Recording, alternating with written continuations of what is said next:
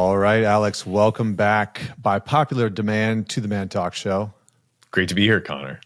Yeah, man. I loved our last conversation. I think people are really into it. And so I'm looking forward to our conversation today. We're going to be talking a lot about Julius Caesar, which I'm not really a historian or a history buff, but I know a little bit about him, and he's a fascinating character.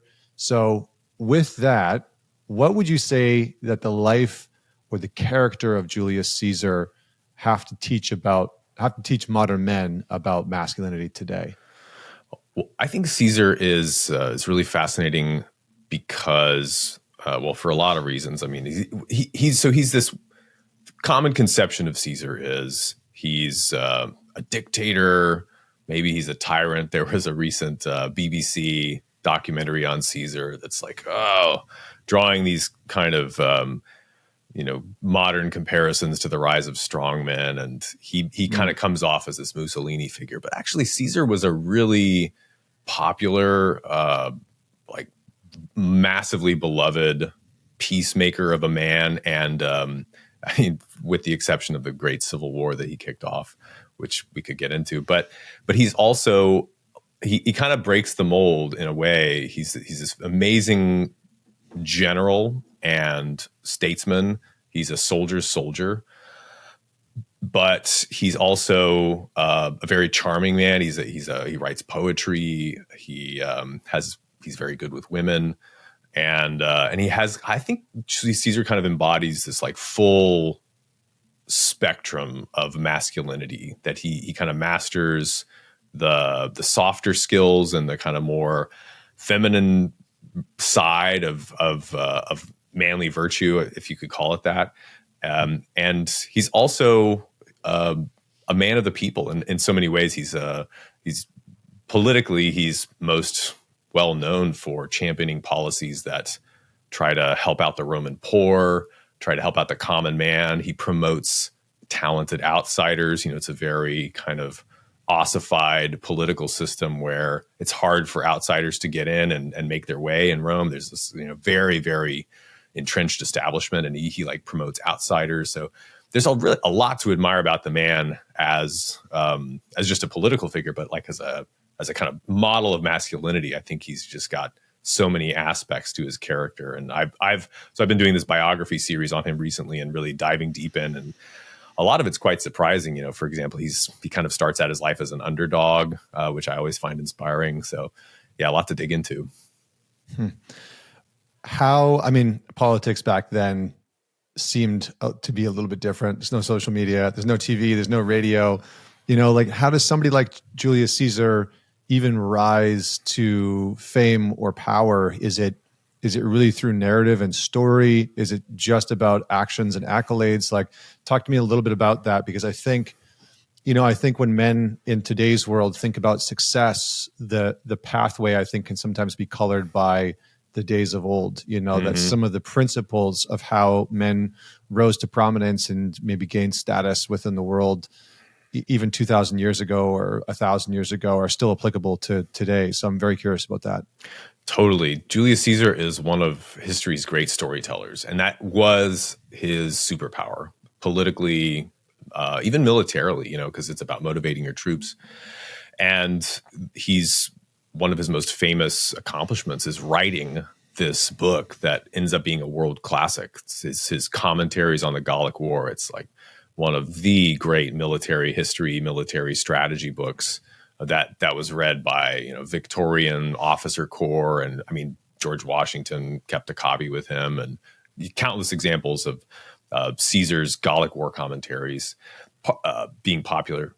I partly because they're militarily useful, and he really explains what's going on with his strategy and his dealing with logistics and traders, but also because it's just really fun writing.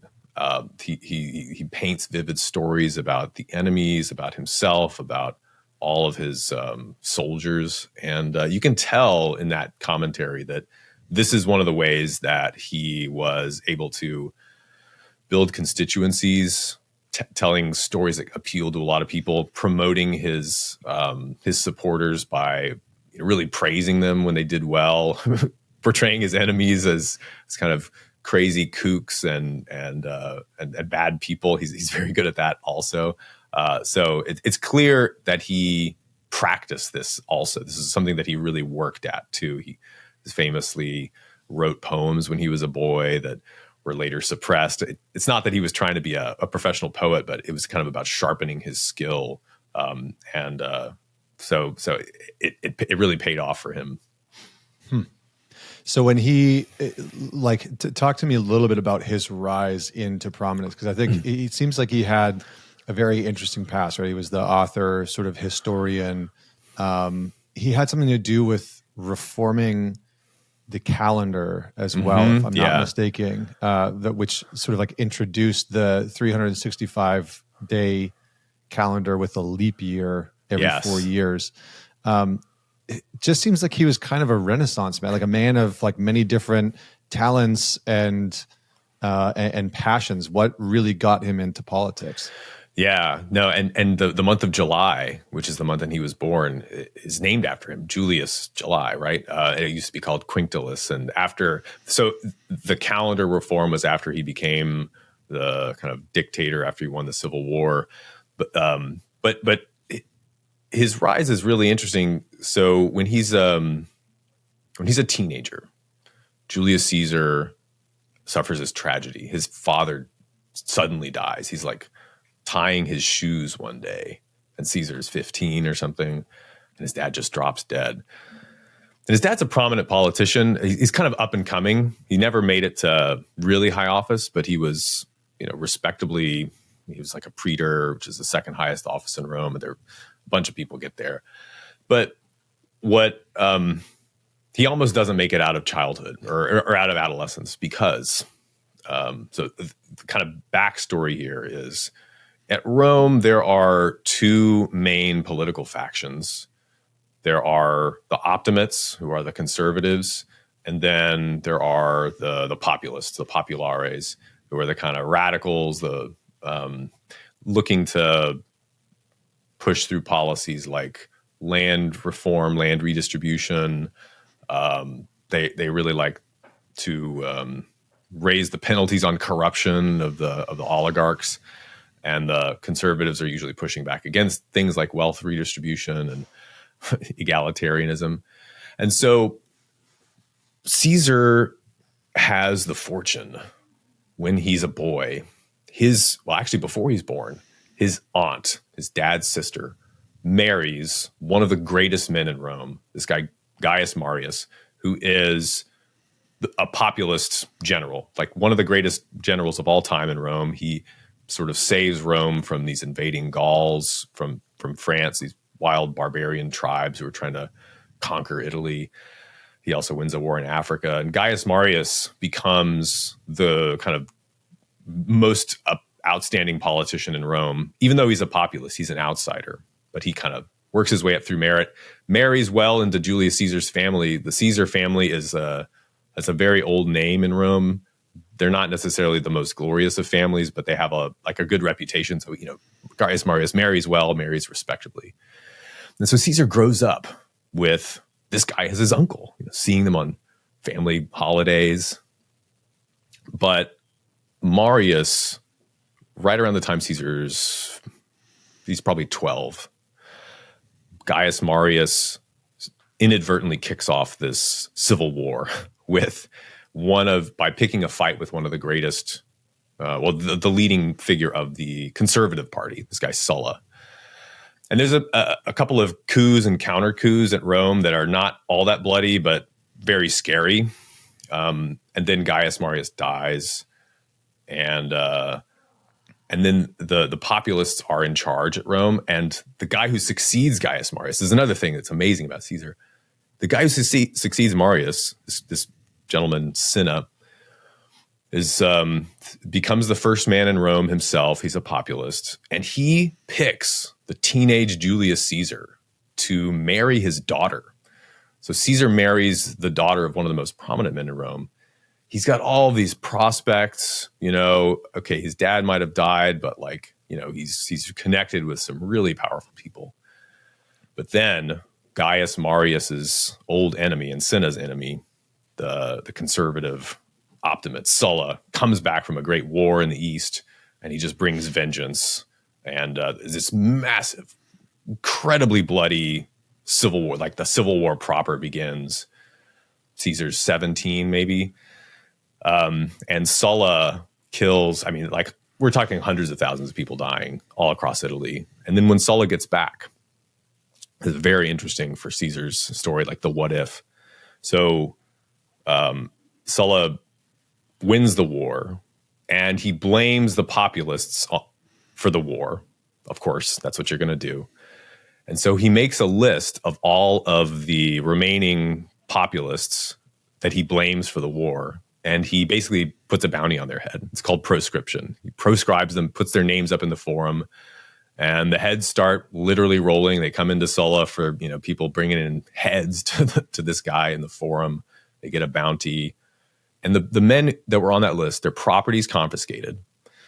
And very importantly, their sons and their sons' sons are barred from politics for life. So Sulla wants to make sure that none of his enemies can ever kind of rise up and topple the regime that he's establishing. So if Caesar's dad was alive, he would have been on that list if he hadn't died already. And Caesar would have either,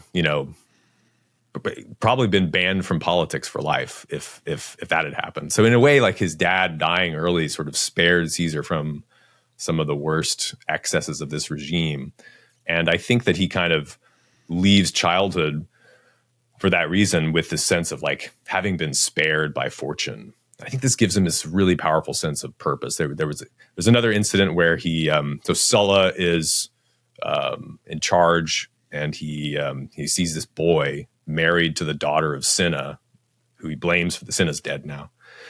And he orders Julius Caesar, all right, you should divorce your wife. We want to get rid of the name of Cornelius Cinna in Rome. And Caesar says, no, screw you. And I love this girl. And then he flees town, and Sulla puts a bounty on his head, but Caesar manages to buy off the centurion, and some relatives negotiate for him. So he almost lost his political career from his dad being proscribed, but that didn't happen. And then he almost lost his life from standing up to Sulla. He's like a bold guy. So I think he kind of leaves childhood with the sense of, like, his whole life is borrowed time, and I think that was part of his motivation for getting into politics. He came from a political family, of course, and this is, like, an important thing for most Roman aristocrats. But this sense of everybody, I mean, a lot of those people that were murdered after the Civil War were the people that Caesar was hoping to make a career with. They were all of his political network were all, dead or exiled. And so he kind of ends up, bereft of all support as a teenager, but at least he's alive. And so that kind of becomes his mission in life, to kind of undo the kind of conservative crackdown on Roman politics. And he ends up siding with the populace for the rest of his career. So wild, man. I mean, I feel like if anybody had gone through that in our modern times, psychologists and therapists would be like, "Oh my gosh, the trauma." But here's this poor individual, patient, yeah, yes, this poor patient, yeah. It's so interesting because that's just sort of the time, that they were in. I mean, it's really interesting because when I read about the lives of people like Julius Caesar, it seems so far from our reality in a lot of ways.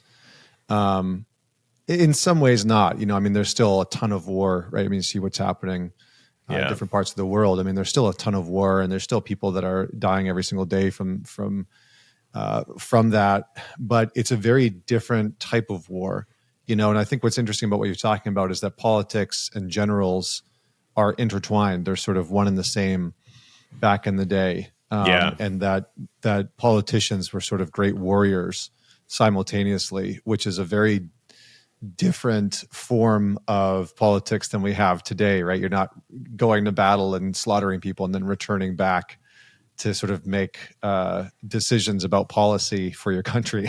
Right. I mean, that's maybe there's some examples of that for sure, but I think it's more few and far between. Does Julius Caesar talk about in his work, and I'm curious about this, does he talk about losing his father and the impact that had on him? It's really interesting. He doesn't. He does talk. There's a speech that we have a little fragment of that survives where he's kind of made his way in Rome to some extent. He's in his 30s and he's holding a kind of minor office, and his aunt dies. And his aunt, Julia was her name, was this is the wife of Gaius Marius, the kind of person who aligned his family with the populace in the first place, perhaps. And he stages a huge public funeral for his aunt, and he gives a speech in praise of her and praising her virtues. And it's kind of an occasion for him to praise his own family line, which actually goes back to Venus, is what the legend has, like that. I don't know if this is kind of Roman mythology, but the goddess Venus rescues this Trojan Aeneas from the flames of Troy when the Greeks sacked it, and he takes the ship and he makes his way to Italy. So Caesar kind of claims descent to this goddess Venus, who is the god of love, but also the god of like charm and persuasion. So that's important to him.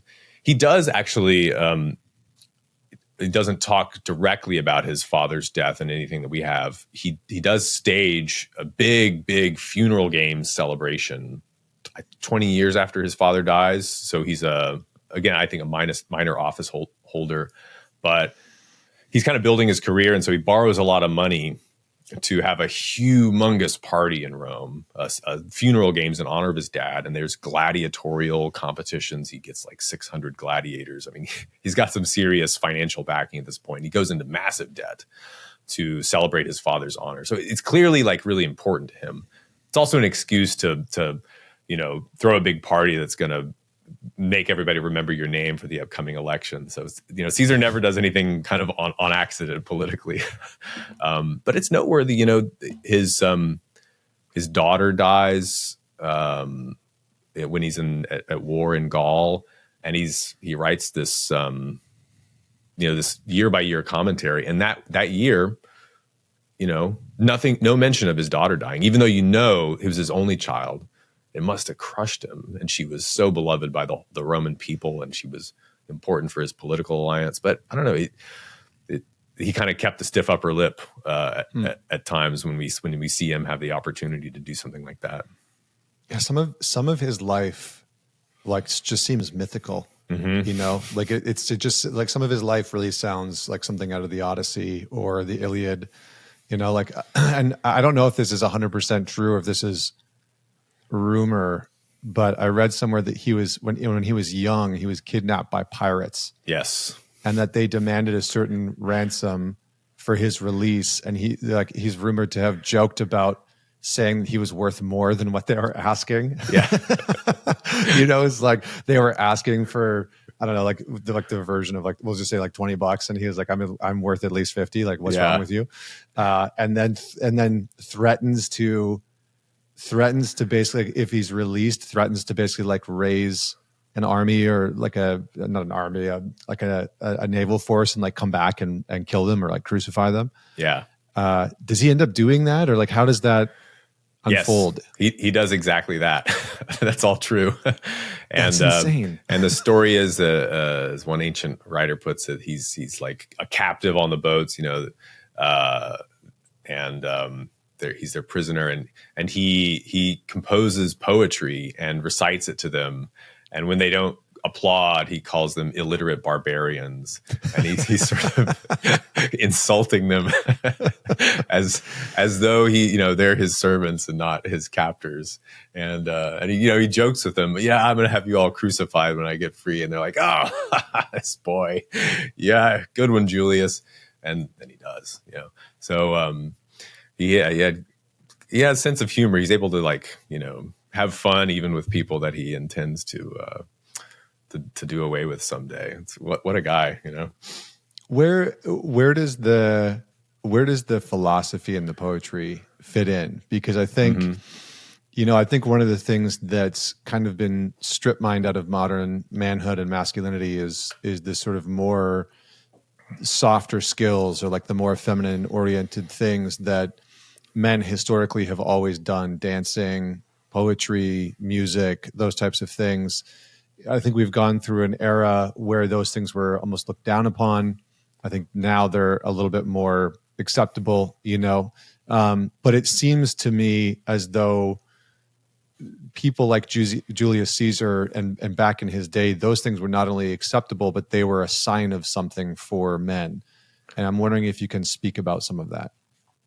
Yeah, this is a great question. And there's a great tradition in ancient thought that poetry is really, it's really important to power.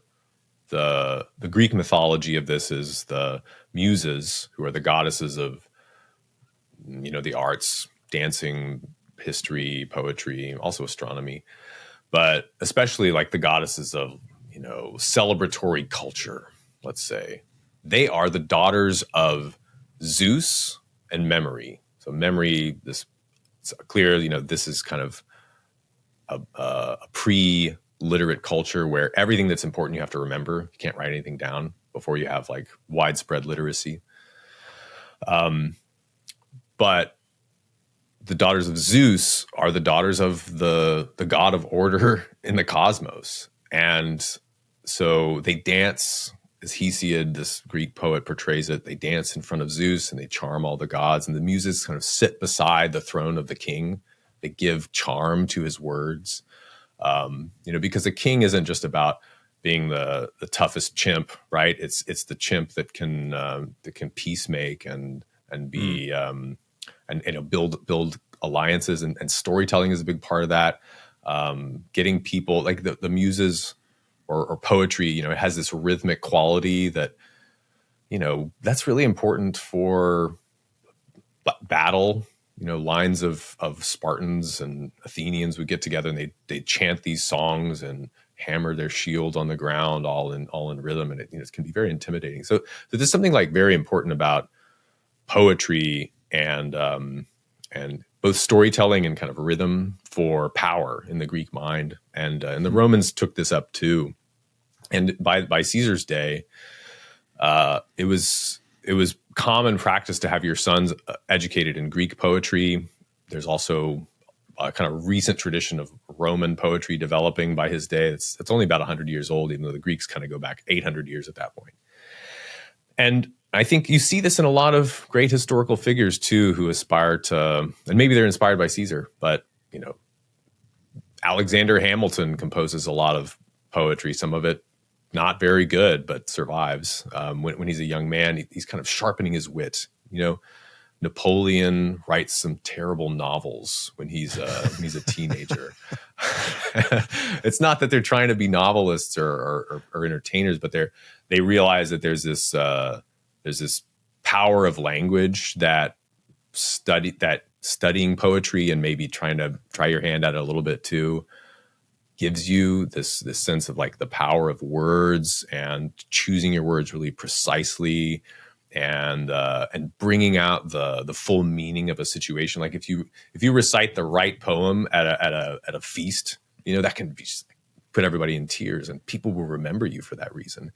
So it's a really, and there's a great Athenian statesman from a lot earlier than Julius Caesar, but he was famous in Caesar's days, Solon of Athens, who used poetry as kind of part of his political propaganda. Because, if you can get people chanting your rhymes, then they'll remember you and they might remember your policies. You can kind of shape their consciousness in a way. So I think the Romans took this stuff very seriously as a kind of art of not just of pleasure, but of power too. So interesting. Yeah. I mean, that connection between power and poetry is interesting. I never heard it put that way before, but it makes a lot of sense. And I mean, sometimes at the men's weekends or even in the Alliance, the men's community that we have, like I'll read poetry off and other men will read poetry off sometimes. And I think that there's kind of a resurgence of that, even like in the like the mythopoetic men's movement of the 80s and the 90s. Robert I mean, that was Bly huge. and Robert Bly, all those guys. I mean, they really brought poetry back into the fold of like self-understanding, and there's kind of, it seems very interesting that there's kind of this unspoken knowledge and knowing that in order to know thyself as a man, you have to be willing to venture into these softer areas of oration and poetry and music and dance, and that you have to have some type of tether to that, or some type of pursuit to that. But I've never really put the link there between poetry and power. I think that's a very interesting one. What about Julius? What about Caesar's ability to storytell? Because that seems to be something that he was extremely known for.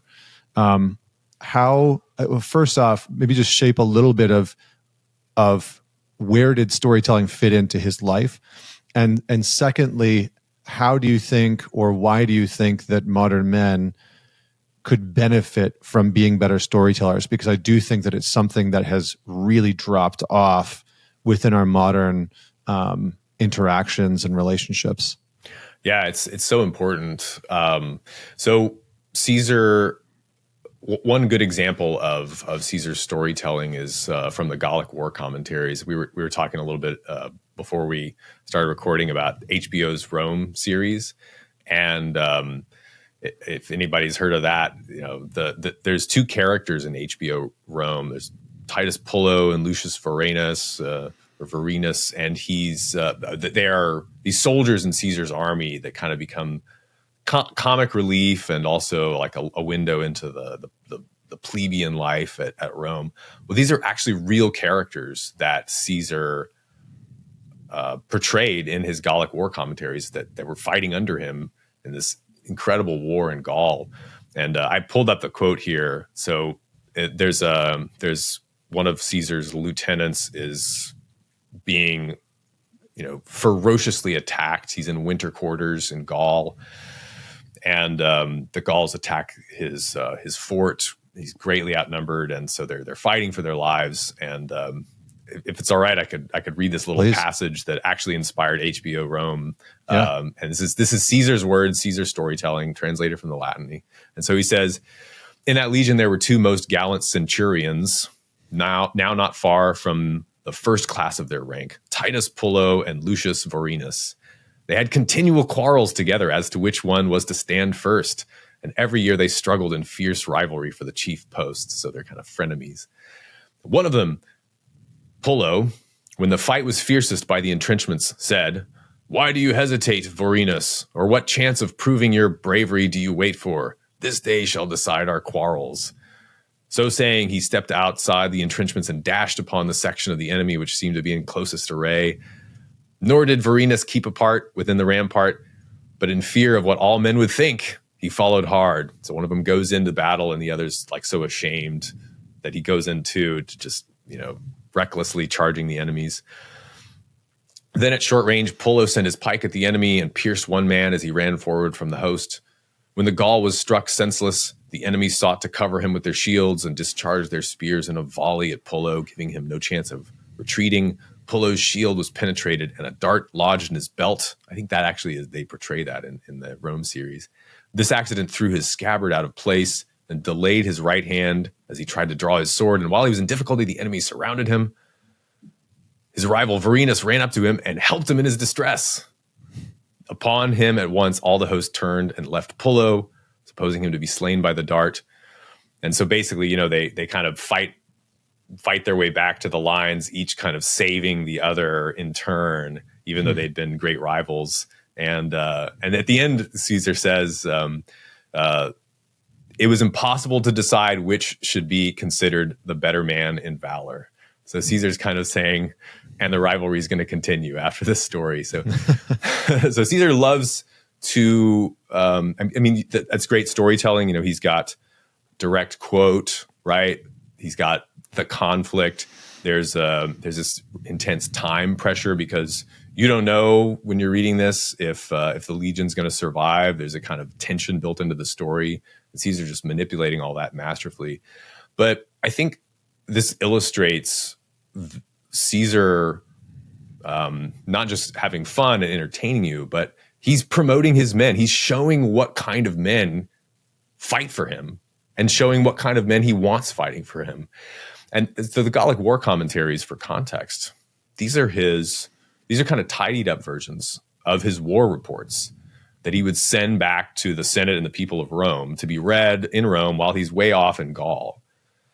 And so in a way, he's kind of doing soft recruiting. Like he's always looking for volunteers and talented men, and they're going to see, hey, if I fight for Caesar and I show myself honorable, like I might get a nod from the big man in one of his Gallic War commentaries. He's always praising his men and naming them now and then. That's like an exceptional honor. And it shows that these guys are just like willing to die for him on occasion after occasion.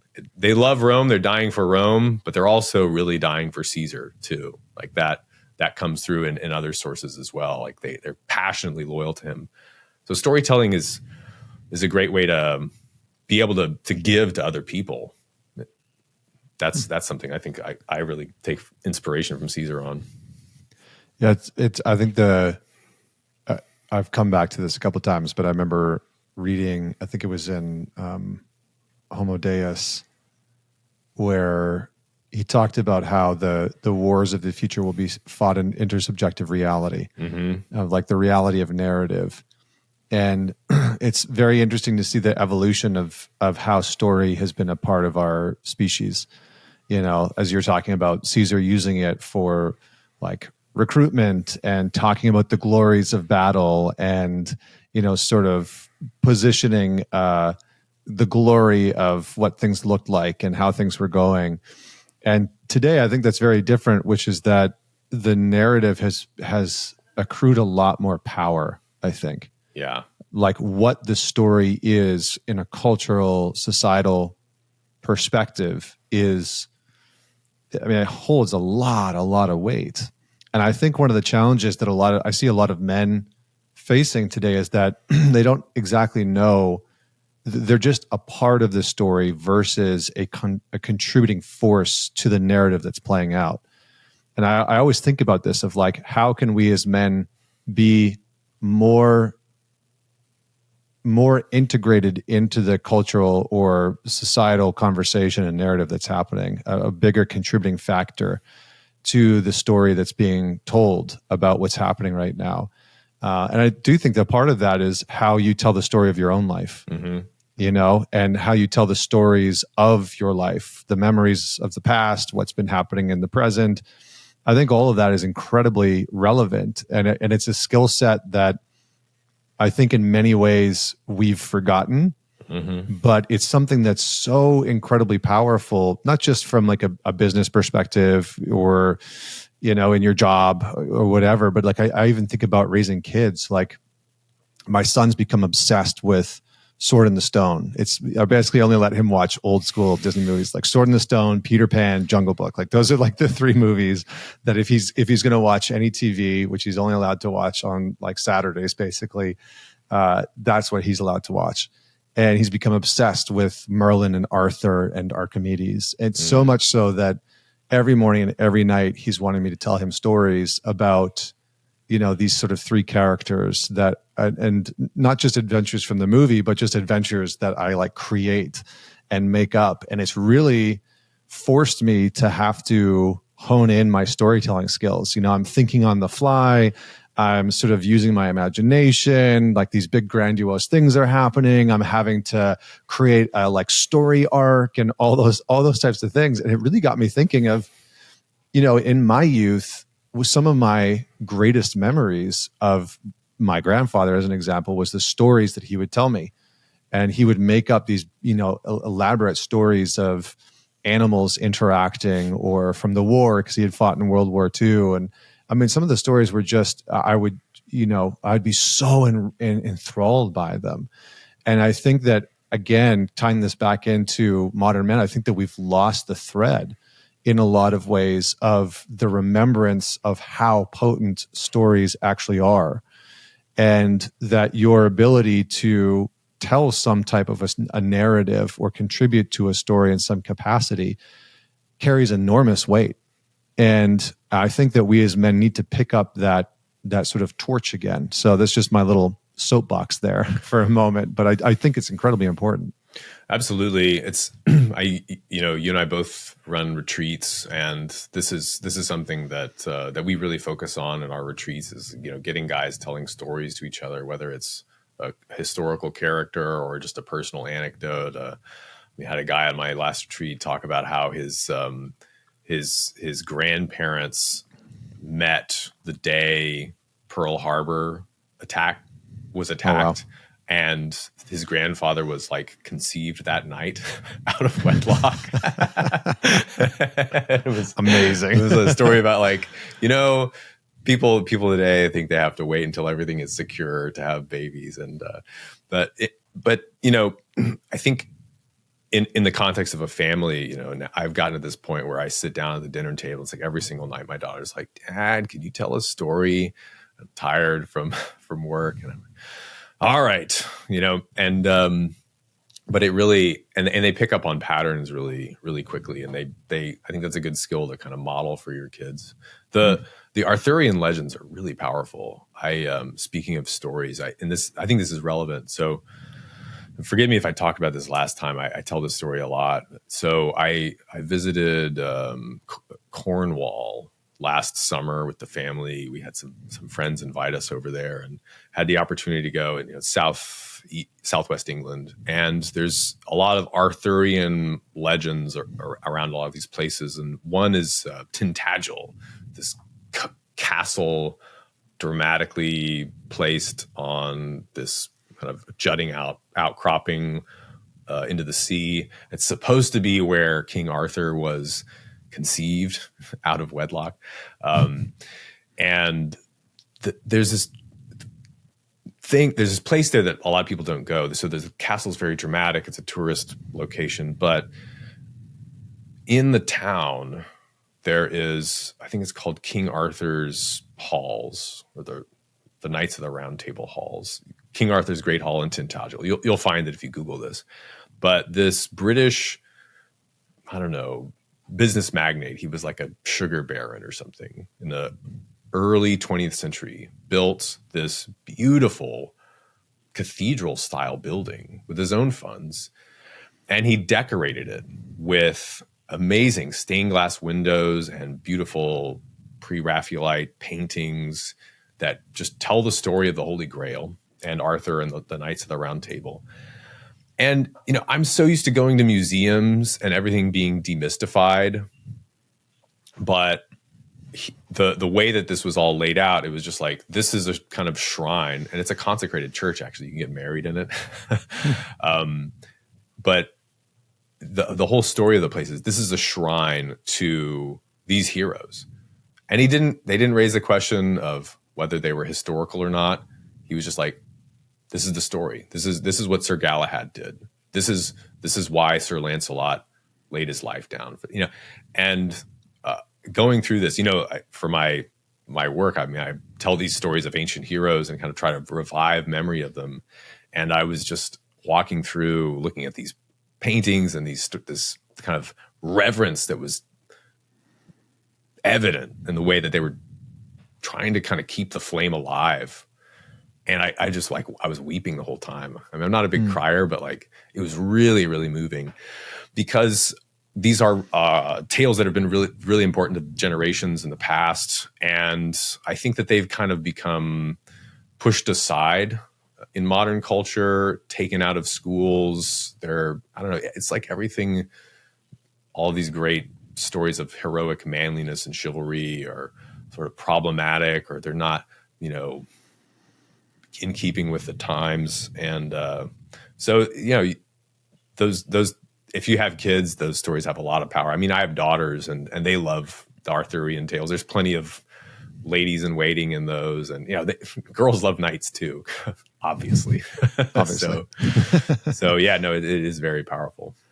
That's great, man. Yeah, that's awesome. I mean, I think it is interesting that I was talking about this in a mini episode that I did the other day, that we've been going through this period of informing men of how to be men by telling them everything that they shouldn't do. Yeah. That's like, well put. Like how you want to, here's how you should be a man. Don't do all these things. And it's like, okay, but that doesn't actually inform what we should be moving towards. That's not an aim. That's actually just things to be avoided.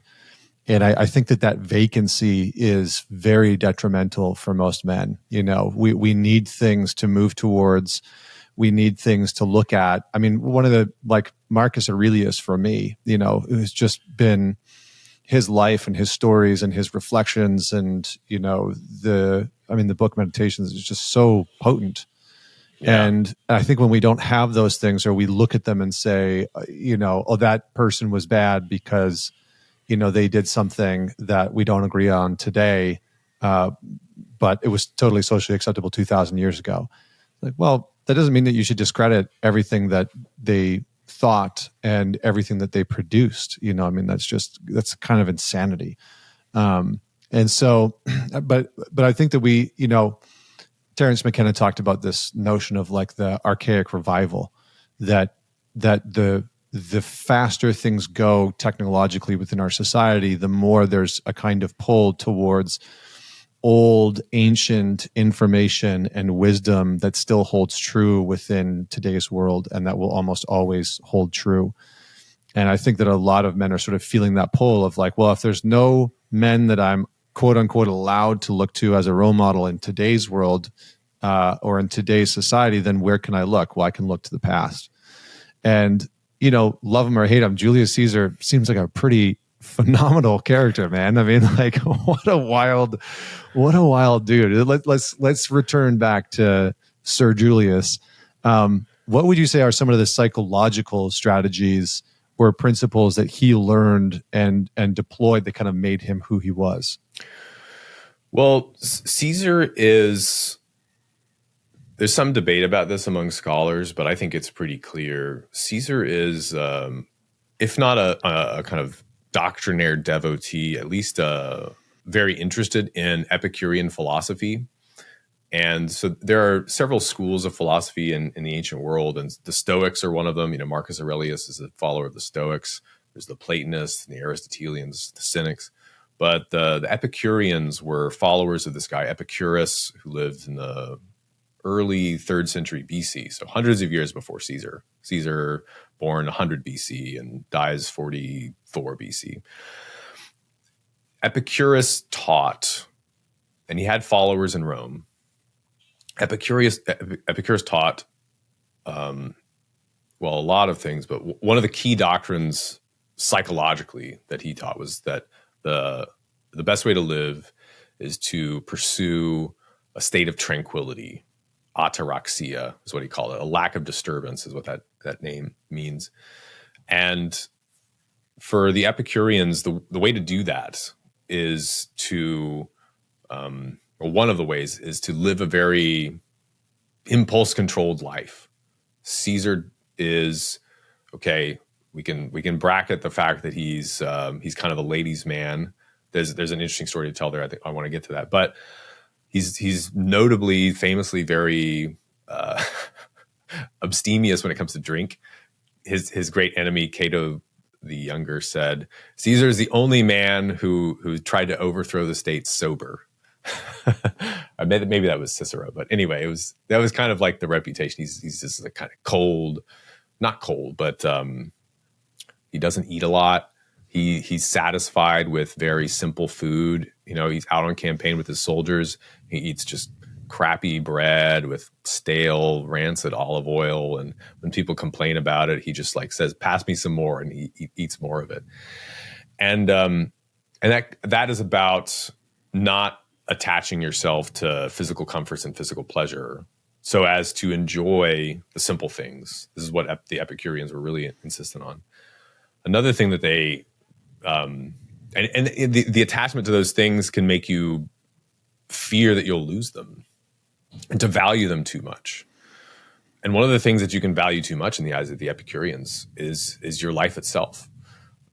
They taught that life is the most precious thing, but when you die, there is no afterlife. They're kind of materialists. They think the world is composed of atoms. This is interesting. The Epicureans were very avant-garde and ahead of their time on atoms. They obviously they didn't have microscopes, but this was a kind of postulate of theirs. And then when you die, that your body just reverts into some other group of atoms, and you can kind of take comfort from that.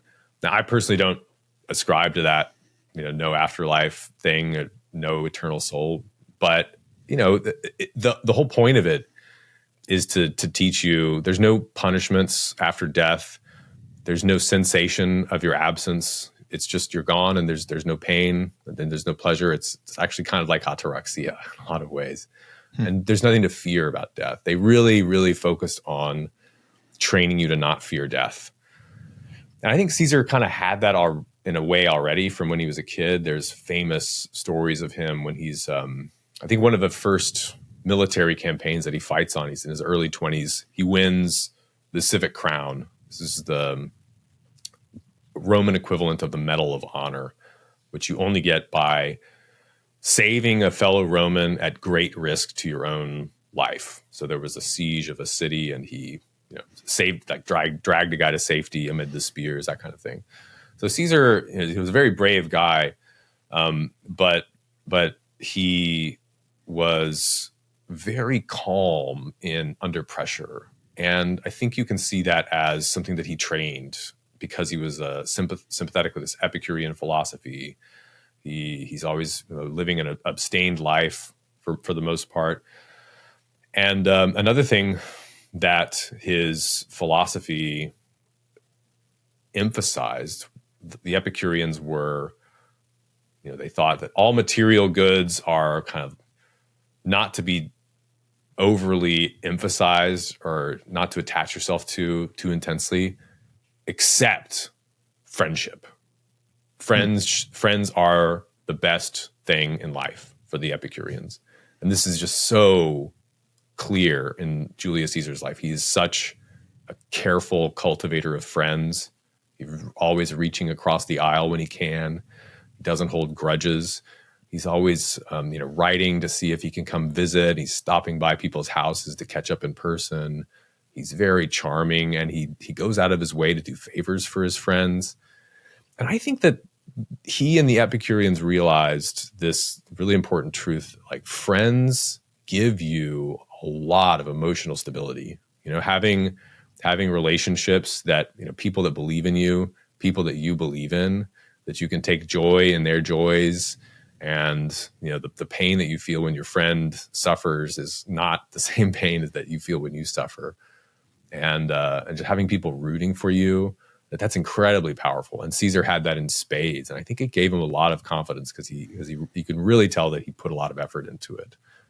So I take a lot of inspiration from that. And it's hard today because, so often you make your friends on the internet. Men's spaces have been kind of, extracted from society or, infiltrated by this kind of mixed gender attitude. Everything should be mixed gender. And we've sort of lost, the bowling alleys, the elk clubs, and what have you. And it's one of the reasons I think these in-person retreats can be really powerful. But he really cultivated that. And so we could too. Yeah, I think there should absolutely be spaces just for men and spaces just for women, like 100%. And it's interesting that I think in some states in the US, it's actually illegal. Yeah. It's illegal to have a men's only space or a women's only space. And I remember my wife was telling me about this membership thing in New York, in Manhattan, that was like a women's only space. And I don't know if they got shut down, but they were sued because they're a women's only space. And I was like, this is ludicrous. Like we should absolutely, I've actually thought about, like from the trajectory of where I want ManTalks to go, I think it'd be incredible at some point to have a men's only space, that would have like coffee, workout space, meeting room. It's just like, this is for you as a man to come and make connections and network with other guys and meet like-minded men. I think we really do need those places and spaces, and we've lost those. I think probably they're just gone. Even Boy Scouts, it's not just boys, right? And I think that's brutal in some ways. I mean, I loved those. So outside of sports, maybe I think that those spaces are largely gone. I want to come to Julius Caesar and women, because we could do a whole episode on that,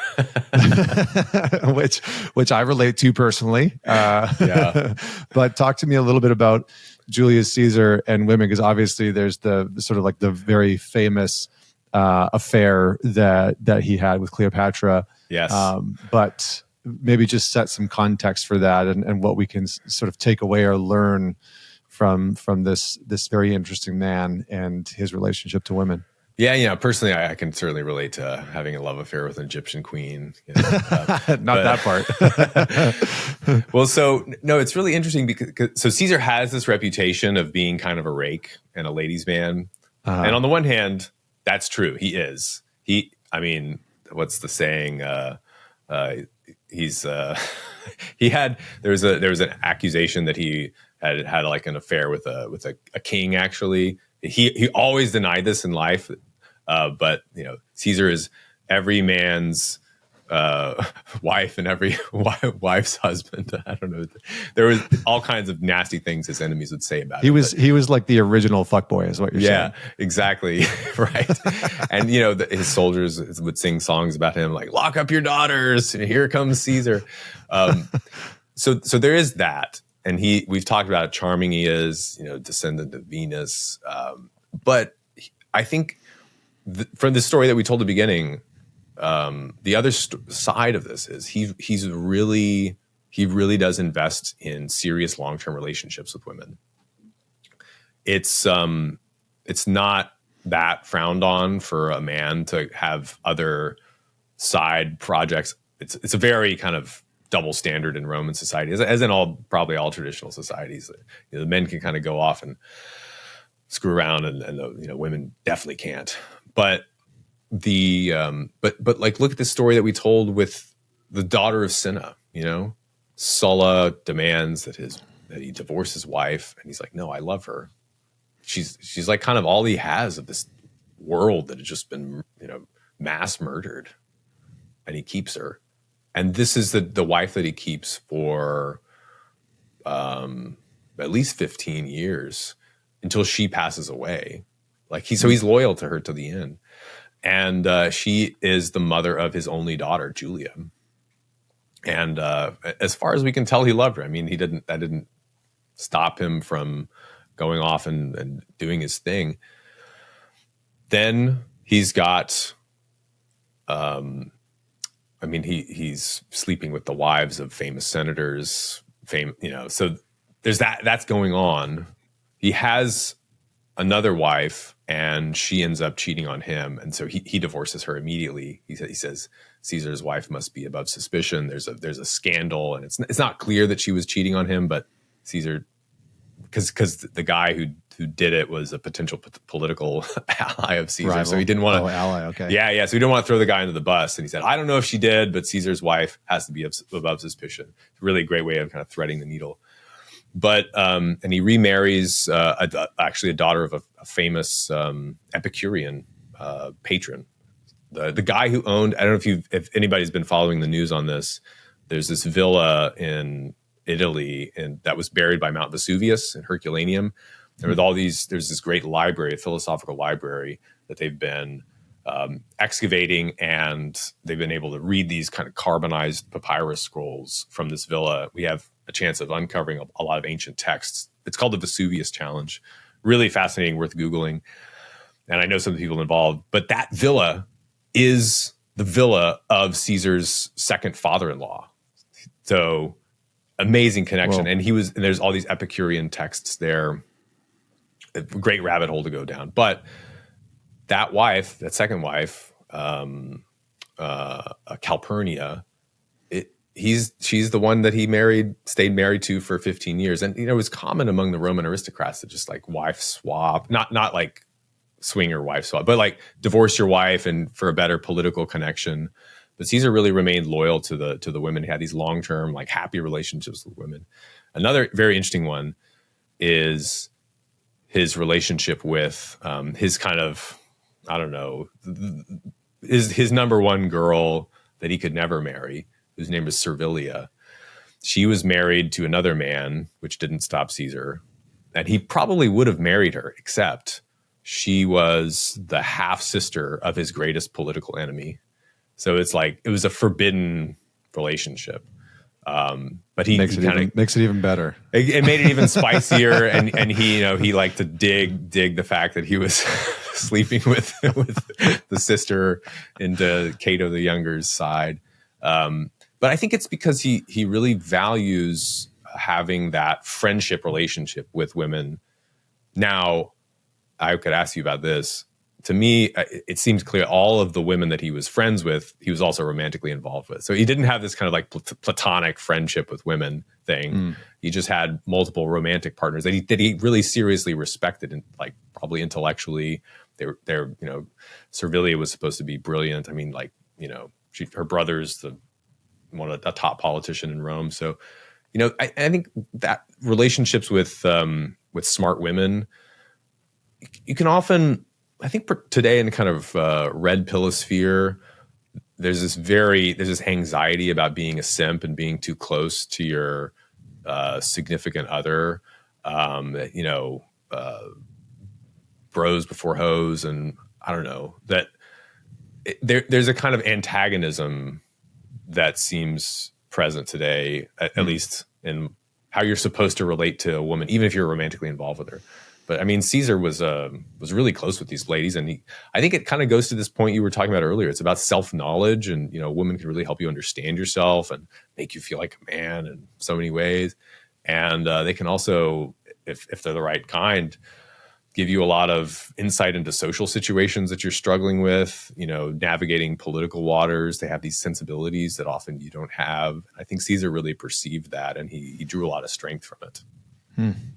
Yeah, there's like an honoring of. I mean, this is.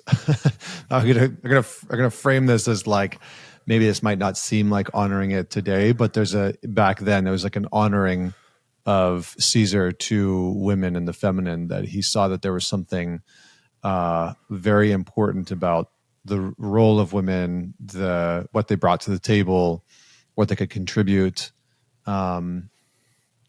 And I mean, what's interesting is that back then, as you're talking about, marriage and relationships were very political.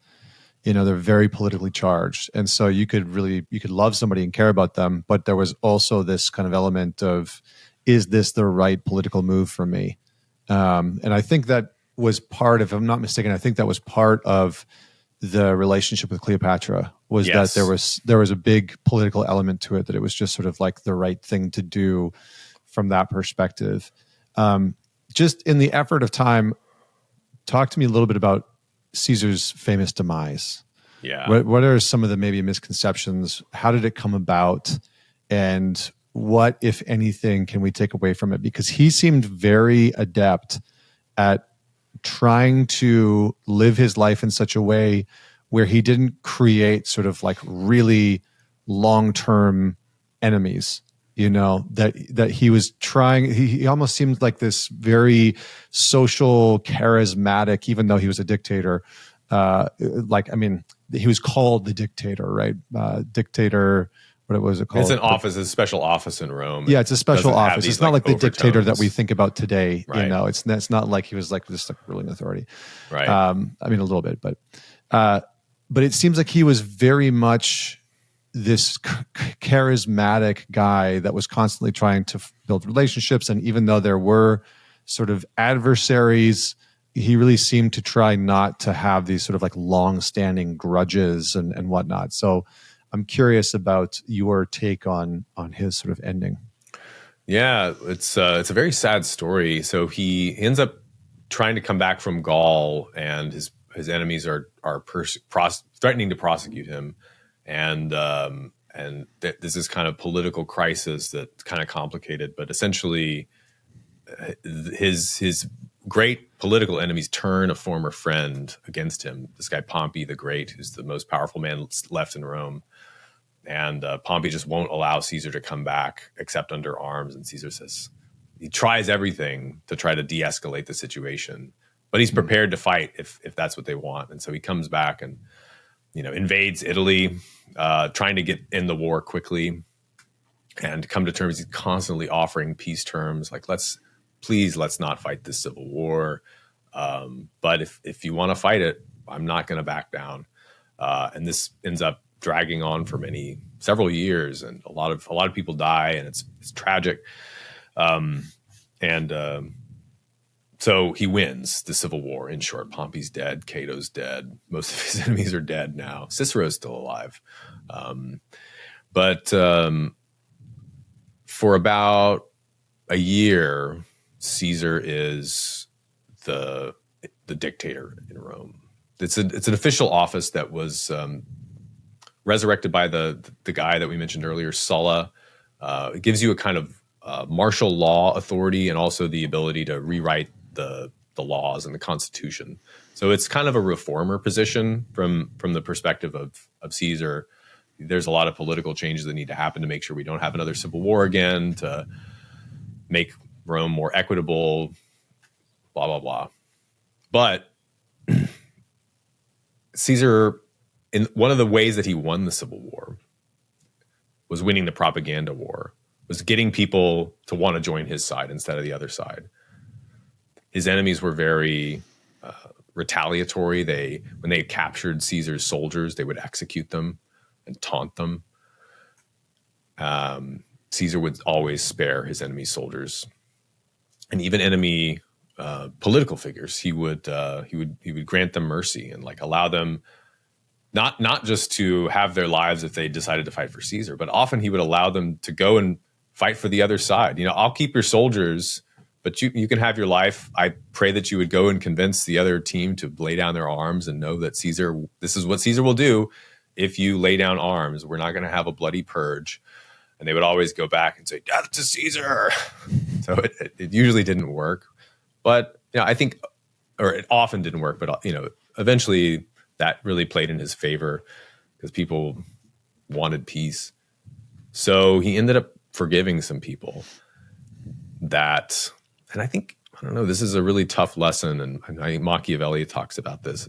Sometimes when you forgive people, they start to resent you more, and it ended up being some of the men who Caesar had spared that ended up leading the conspiracy against him to assassinate him. He was preparing to do another military campaign. He was sort of getting uncomfortable in Rome. I think he didn't like being this monarchic figure. It's a very difficult thing for, imagine if we had a monarch all of a sudden in America. There would be a lot of people that would kind of smile and kind of go along, but secretly be really pissed off and looking for things to change. And so Caesar kind of senses this, and he's trying to get out of town and go fight a war in the East against the Parthians. But before he leaves, they launch this conspiracy, and it's really poignant because people were apparently warning him, "Hey, we hear rumblings of something going on, Caesar. You should double your bodyguard, or you should at least have a bodyguard." And Caesar just didn't. He decided, "I don't want to live in a Rome in which I have to have a bodyguard," And I think there's a sense in which, I don't know. I wonder if he really meant that. I'd rather them assassinate me than me lord over them as a tyrant. That's not what I ever wanted. And so that is indeed what happens. They Ides of March, 44 BC, they caught him in the Senate house, and famously, they were meeting in this building that Pompey the Great, his rival in the Civil War, his former friend, who had married his daughter actually before she passed away. He built this building, and there was a statue of him in the theater of Pompey where the Senate was meeting, and he apparently was killed and like fell down right in front of the statue at the feet of Pompey the Great, his old friend. It's like just the crazy omens that these stories contain in them. Yeah. So I don't know what the lesson is there, other than, forgiveness is really important. It was absolutely essential to Caesar's success, clemency, but there are even limits to that, especially when you get to the very top. That maybe you don't have to murder them, but at least exile these resentful guys. And sometimes you're just not going to win people over, and you should admit that to yourself.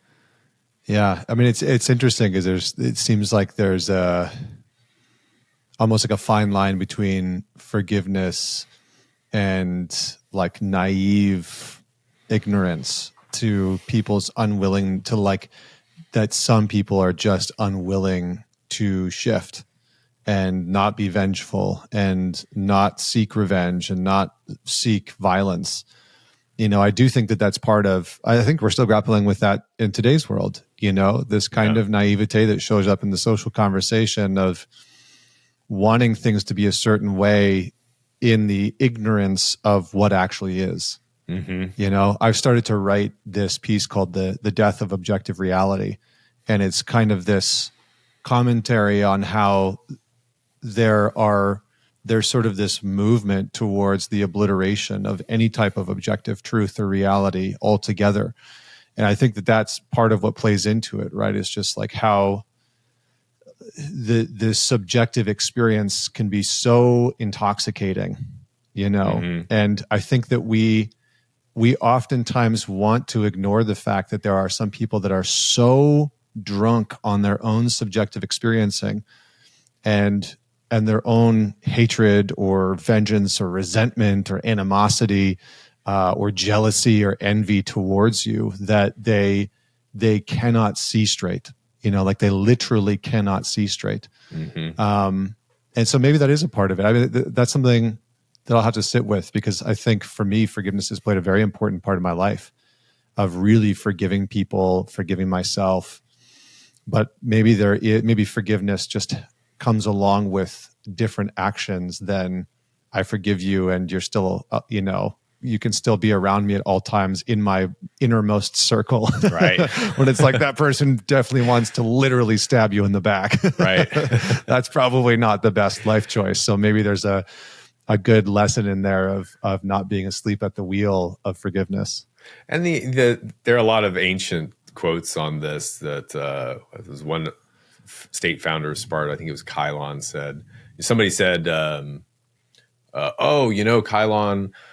I don't have any enemies. And he said, do you have any friends then? It's like, if you have serious relationships with people, you're going to have enemies, is the totally. Idea. And you should face that reality. And, especially if you're a person of principle, you're going to encounter people that either don't share your principles, or their principles are, or their interests are just like irredeemably opposed to yours, and it's just not going to change. And it's one of the tragedies of human existence. But ignoring that, you do at your own peril. Yeah, awesome. So true, man. Well, thank you so much for joining me, man. The two conversations that we've had, I've thoroughly enjoyed them. And so we will have to have you back on and jam again for round 3. For people that are wanting to learn a little bit more about you, your work, what you do in the world, where should they go?